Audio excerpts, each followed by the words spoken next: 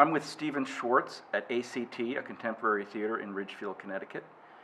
Stephen Schwartz is a Broadway composer and lyricist, most famous for Pippin, Godspell, and Wicked. And his working from the 1970s will be performed here at ACT beginning February 14th.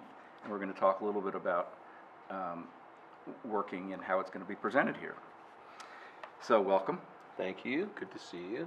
So what was the inspiration for the original working in the 70s? Well, it's based on a book by Stutz Terkel, the sort of famous Chicago radio man and interviewer, and Stutz kind of invented the genre of oral history, where he would go and talk to people and edit their interviews and put together a collection. And in the 70s, he talked to a bunch of people, mostly in Chicago, which is where Stutz was from, about their jobs and how they felt about them. And I heard about the book and was very intrigued by the whole idea of looking at and celebrating people who are normally unsung, if you will, having the unsung people get a chance to sing and be sung about. And that was the impetus for the show. And so now, 40 years later, it's going to be here in Ridgefield, Connecticut. How's it going to be different? Well, the problem I've discovered over the years of doing a documentary musical is that times change, and if you want the musical to be current, you have to keep revising it. So working, because it gets performed fairly frequently, has had several revisions, and this has entailed doing new interviews and having a couple of new songs written that deal with more contemporary characters, if you will, or issues. What I'm really excited about here in Ridgefield is that Dan Levine, the artistic director of ACT and the director of the show, has done new interviews with local workers. And Dan and I have worked then with those interviews, figuring out how to interpolate them into the show and use them as lead-ins to certain songs, or to sort of cover certain topics in lieu of the original interviews.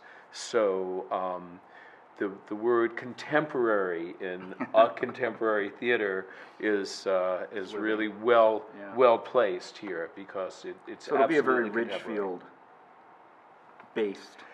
Yeah, I mean, obviously not entirely. There Right. will still be interviews with many of the workers with whom Stutz talked, or with whom we did subsequent interviews, and the songs remain the songs. So although there are some new songs, there are a couple of songs that were recently done by Lin-Manuel Miranda, the composer of Hamilton, but those have been in the show for a little while now. Right. And so how has the concept of the worker changed in 40 years? Yeah, well, in some ways it hasn't, you know. You still have people who are doing jobs that we don't necessarily celebrate in this country, or maybe anywhere, but who find ways of having great fulfillment in those jobs in some instances, and talk about the the pleasures they take in it, and how they feel they connect with other people. And then you have some people whom you might think were on top of the world and really enjoying their jobs, and you find out that's not necessarily the case. So there remain surprises, and I think those surprises sort of are a constant in the show. And so, you refer to Dan Levine, and Dan Levine and Katie Diamond have brought ACT to Ridgefield. It's not even a year old. Yeah. How was it like working with Dan Levine on working? Well, Dan and I have known each other for a little while. We did a project together that Dan devised called Born to Dance, which was actually seen at the Ridgefield Playhouse in a certain form. And then I approached Dan about revising it for Princess Cruise Lines, with whom I have a partnership to bring them upscale, if you will, entertainment, and Dan did a fantastic job with that show. It's so popular that it's now on 4 different ships, and we had a great experience doing it, so I was very enthusiastic to have the opportunity to work with Dan again when he told me he wanted to, take a crack at working.